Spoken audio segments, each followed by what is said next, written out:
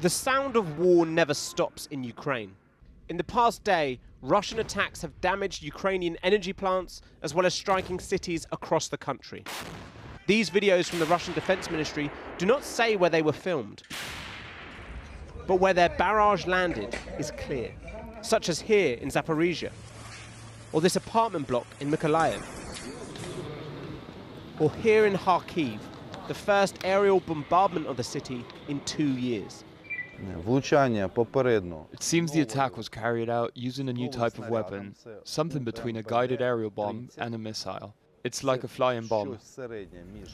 With Moscow attacking the north, south and east, what if they move to the west, with Poland this morning scrambling fighter jets following Russia's missile strikes, and the Polish Prime Minister warning that Europe was now in a pre-war era, and that the continent was not yet ready to face a fight the people of Ukraine are currently bearing, many paying with their lives. Donald Tusk was speaking during his trip to Kyiv, standing shoulder to shoulder with Ukraine's Prime Minister.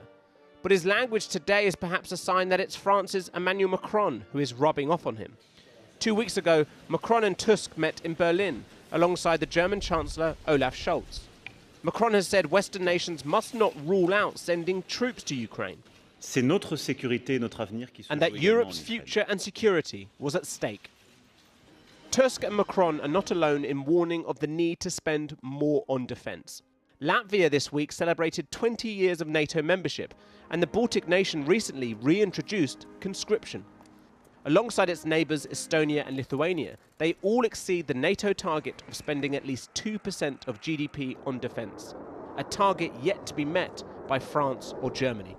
The issue is that Russia has larger ambitions than Ukraine. We know that. And therefore the alliance as a whole needs to be readier, because we agreed to see Russia as a threat. Vladimir Putin this week said the idea Moscow would attack NATO was nonsense. Yet this is the same leader who recently said he was redeploying Russian forces along the border with Finland, and the same leader who's blaming Kyiv for the Moscow concert attack without any evidence. That blame game may account for Russia's recent onslaught across Ukraine.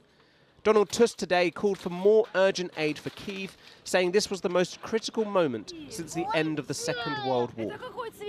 Hyperbole or not, just ask the people picking up the pieces in Kharkiv and beyond.